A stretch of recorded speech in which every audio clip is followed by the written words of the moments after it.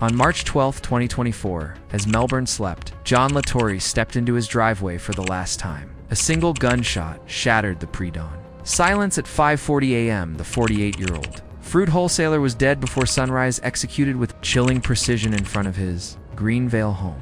But this wasn't a random killing. Behind the respectable facade lay connections to the Ndrangheta, one of the world's most powerful criminal organizations. The numbers tell the story. 15 million ecstasy pills hidden in tomato tins. A $50 million cocaine shipment lost in Papua New Guinea. Decades of infiltration into Melbourne's markets. Political donations to influence deportation cases. 9 months later, no arrests. No witnesses. Just silence, the deadly code that protects organized crime's darkest secrets. A man with ghosts. To understand why John Lator was executed at dawn, you first have to understand the life he was really living. From the outside, everything looked normal. He ran a fruit and vegetable wholesale business. He had a family. He moved in business circles where connections were common and familiarity was expected. Nothing about his public image screamed danger, but that image didn't tell the full story. Behind the scenes, John Lator was tied to the Calabrian Ndrangheta, one of the most powerful and feared criminal organizations in the world. This wasn't the flashy, romanticized mafia people see in movies. The Ndrangheta is quieter, more calculated, and far more ruthless. It operates globally, controls vast drug networks, and enforces a code of silence so strict that investigators can spend years chasing shadows without a single person talking. John's links weren't vague or speculative. They were personal. One of the most telling connections was Alfonso Moratri, a man once considered a future godfather of Melbourne's Ndrangheta before his assassination in 1992. Moratri wasn't just an associate, he was John's best man at his wedding. In that world, that kind of role isn't symbolic. It's a statement of trust, loyalty, and shared fate. The history went back even further. Alfonso's father, Vincenzo Moratri, had also been murdered years earlier, killed in circumstances that mirrored later executions. These deaths weren't random. They formed a pattern, one that kept circling back to the Lator family. This was a past that never stayed buried, no matter how respectable John's public life appeared. Then came the political donations. In the early 2000s, John and other men linked to organized crime donated large sums to the Liberal Party. The goal was clear: to influence the immigration case of Francesco Madafri, a known underworld figure facing deportation. John admitted he made the donation, insisting he was only helping a friend. Federal police didn't see it that way. While the investigation stalled, the message was unmistakable: John had reach, influence, and access well beyond the streets. And finally, there was his brother, Vincent. If John kept things controlled, Vincent did not. In the 2000s, Vincent ran an extortion operation in the Goulburn Valley, targeting struggling farmers and forcing payments through fear and threats. In 2009, he was sentenced to 11.5 years in prison for blackmail, extortion, and death threats. The judge made it clear this was a man who preyed on people simply trying to survive. This was the world John Lator came from. A family bound by loyalty, violence, and long memories. Connected, complicated, and ultimately dangerous. The dark business, but John Lator's business ties were only part of the picture. The truly explosive part of this story revolves around drugs on a scale that shocked even seasoned investigators. Around 2006, Australian authorities uncovered one of the biggest drug seizures the country had ever seen. Hidden inside tins of Italian tomatoes shipped from Naples to Melbourne were more than 15 million ecstasy pills. Let that sink in. 15 million pills, quietly moving through a supply chain that looked completely legitimate. The estimated street value was around $122 million. This wasn't a side hustle or a risky experiment. This was industrial-scale trafficking, kind usually associated with global cartels. The plan itself was disturbingly smart. Tomato tins are shipped in huge volumes between Italy and Australia every year. They're routine. They don't raise alarms. By packing drugs inside a product that moves legally and constantly, the operation blended into everyday trade. Containers came through the port, were cleared, and then moved on like any other food shipment. For a scheme like that to work, you need control in Calabria, control in shipping, and control on the ground in Melbourne. This bust, later known as the tomato tins case, changed how police viewed organized crime in Australia. It showed that the Ndrangheta wasn't just operating locally, it was running carefully planned. International supply chains built specifically to move drugs across continents. John Lator was linked to this operation, though the full extent of his role remains hidden behind the organization's strict code of silence. What is known is that when Francesco Madafri, the same man John had helped through political lobbying, was later convicted over the trafficking, John took the stand in his defense. His explanation was startling.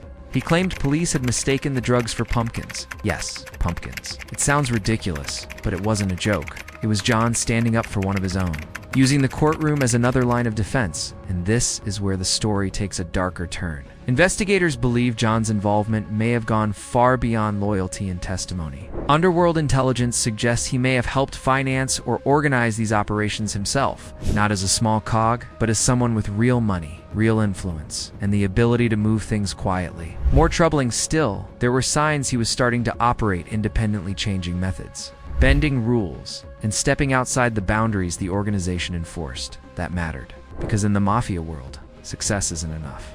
You follow the rules, or you pay the price. And that's where this story moves into truly dangerous territory, where broken rules are answered with bullets at dawn. The rules of the honored society, the Ndrangheta, doesn't survive by chance. It runs on rules, strict ones, and everyone inside the organization learns them early. There's a clear chain of command, starting with local clans and stretching all the way up to leadership that oversees operations across countries. Nothing important happens without approval. And when it comes to drugs, the rules are even tighter. Not everyone is allowed to traffic, and those who are don't keep the profits for themselves. The money flows upward. The bosses take their share. They control supply, pricing, movement, and enforcement. No one works solo. That's the line you don't cross. There's a reason for that discipline. Without it, everything falls apart. If members started running their own drug deals, keeping their own profits, the organization would splinter. Territory would be contested. Money would stop moving cleanly. Violence would spiral out of control. The Ndrangheta learned long ago that structure is what keeps it powerful and what separates it from street gangs, according to underworld sources. John Lator may have crossed that line. The allegation is that he began operating outside approved networks, cutting his own deals and failing to pass money up the chain. In that world, that's not a technical breach. It's treason. It challenges authority, and the response is absolute. There are no warnings, no penalties. When someone breaks that rule, they're removed cleanly and publicly as a message to everyone else. But that's only one possible explanation. There's another theory that's just as dangerous. In 2020, a Cessna aircraft carrying 550 kilograms of cocaine crashed shortly after taking off near a remote airstrip in Papua New Guinea. Picture it, a plane loaded with cocaine, a shipment worth somewhere between $30 and $50 million, gone in an instant. This wasn't a low-level run. Investigators tied the failed operation directly to Italian organized crime, pointing to coordination at the highest levels. And according to intelligence sources, John may have been involved in financing or organizing that shipment. When that plane went down, the drugs vanished, the money vanished, and a lot of powerful people were left furious and out of pocket. Losing tens of millions on a single operation isn't something you just write off. Someone has to answer for it. Some sources believe that what happened to John wasn't just about enforcing rules, it was about accountability, about paying for a loss that embarrassed and enraged the people at the top. And then there was the timing.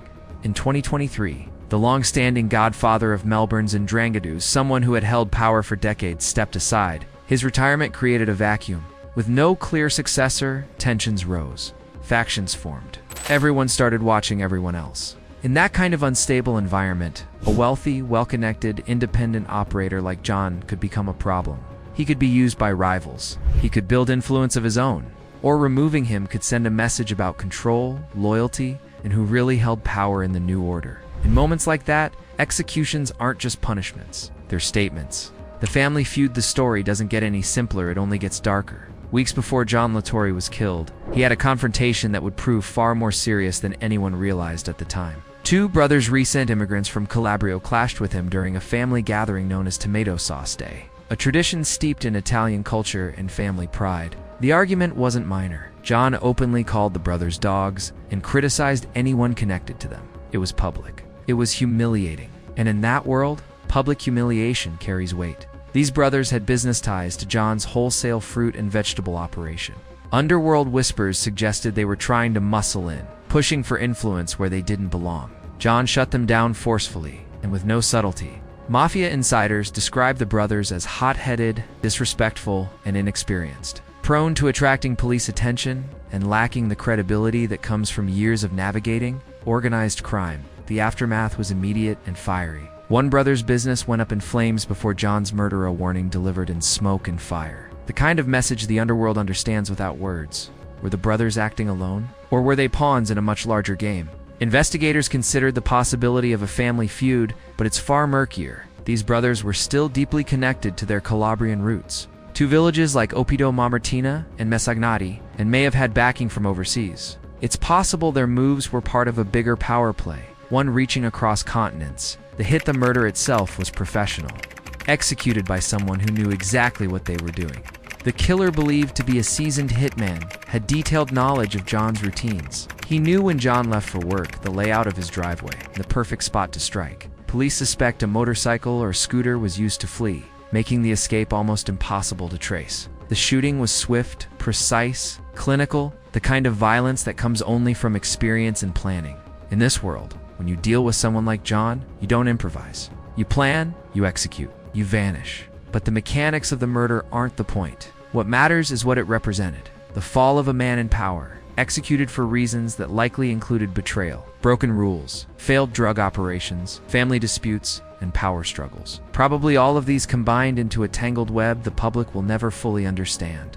Police called it a targeted attack. John was known to them. He didn't explain further, but everyone understood. He wasn't just a fruit and vegetable wholesaler. He was part of something far bigger and far more dangerous. The investigation and the silence Victoria. Police treated John Latorre's murder as a top priority case. The killing was bold, public, and clearly tied to organized crime. Homicide detectives asked anyone traveling through Greenvale or nearby Gladstone Park between 2 a.m. and 6 a.m. on March 12th to come forward with dashcam footage or any information. Police noted there was quite a bit of traffic in the area that morning, hinting that potential witnesses could exist. They were looking for vehicles, routes, anything that might help identify the shooter or track the escape.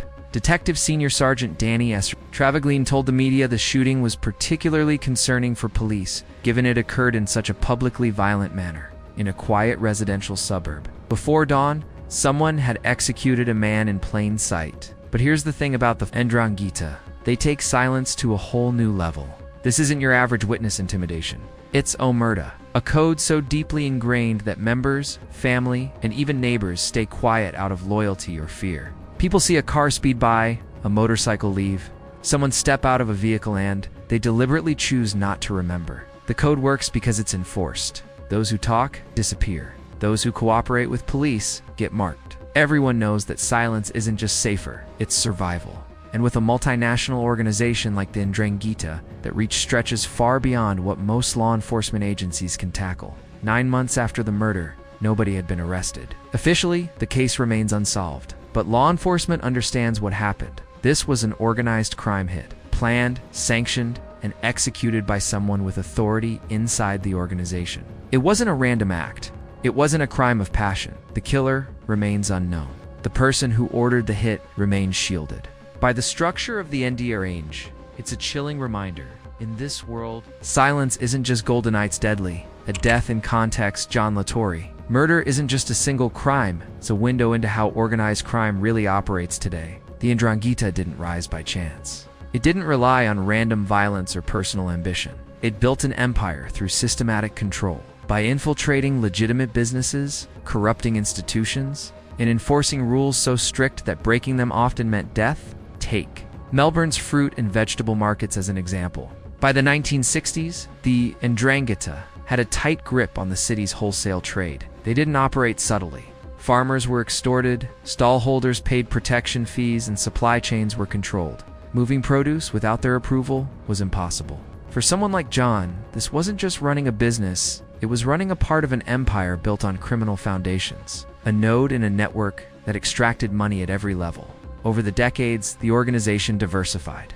Extortion expanded into drug trafficking, kidnapping, money laundering, and construction rackets. Legitimate businesses or restaurants, nightclubs, construction companies became fronts to launder profits. The Ndrangheta grew sophisticated, global, and almost untouchable. Unlike smaller regional gangs, they maintained transcontinental networks, connecting Melbourne to Calabria, suburbs to countryside, Australia to Naples. By the 1960s, police already knew that major supermarket chains like Coles and Woolworths had been paying protection money for decades. 50 cents per case might sound small, but over thousands of cases. Over years, it became millions flowing from legitimate business straight into organized crime, By the time authorities exposed this system, it had been normalized for decades. By the time John was killed, the Ndrangheta controlled a significant portion of Australia's cocaine market. They were behind massive import operations from 15 million ecstasy pills hidden in tomato tins to hundreds of kilograms of cocaine smuggled in marble slabs and plastic tubes. And people like John Lator were the machinery making it all work. Sophisticated, politically connected, deeply embedded, they weren't the flashy figures arrested in headlines. They were organizers, financiers, brokers, bridging legitimate business and criminal enterprise. John's death wasn't random. In this world, there are rules. Break them, fail, become a liability. And the consequences are predictable and final. The Ndrangheta has a long memory and an even longer reach. The aftermath, John. His funeral was held the weekend after his murder. The turnout was huge, mourners spilling into the streets, a sign of the respect he commanded in the legitimate world. In organizations like the Ndrangheta, power is displayed even at funerals. The family expressed shock, calling John a hardworking man with nothing to do with crime. Maybe they believed it. Maybe they were protecting themselves. Maybe both. What we know for sure, the case remains unsolved. No arrests. The investigation continues, slowed by the code of silence that shields the guilty. The motorcycle or scooter the killer allegedly used has never been found. The hitman's identity remains unknown, and whether the order came from a power struggle, punishment for broken rules, a family feud, or a combination of all of these has never been officially confirmed. In the world John inhabited, death at dawn wasn't a surprise. It was the consequence of crossing lines few understood until it was too late. What? This tells us John Latorre's execution at dawn reveals a lot about how modern organized crime really works. This isn't the flashy Hollywood-style gangland drama. It isn't passion or personal vendetta driving the violence. It's methodical, calculated, and controlled. Filtered through layers of hierarchy and rules, it shows that even in a modern, open democracy like Australia, organizations like the Ndrangheta can operate with incredible precision. They infiltrate legitimate businesses. Corrupt politicians influence legal outcomes, traffic hundreds of millions of dollars in drugs, and execute someone in their own driveway before the sun rises. It's a story of family and betrayal. Our loyalty. That is absolute until it isn't. When the rules are broken, the consequences are severe and final. It also highlights the power of omerta, the code of silence, which keeps witnesses silent no matter what they've seen. The unanswered questions to this day. John's murder remains unsolved. Did he die for breaking the rules on drug trafficking? For the failed 550-kilogram cocaine shipment in 2020, as part of a leadership shuffle in Melbourne's Ndrangheta, or because of the family feud with the Calabrian brothers? What we do know is this. On March 12, 2024, before dawn, in a quiet Melbourne suburb, John Lator was executed with professional precision and brutal calculation. He died in the driveway of his family home, a casualty of a shadowy criminal world hidden beneath the surface of respectable society. And that power, betrayal, silence, and justice, denied is perhaps the most chilling part of all.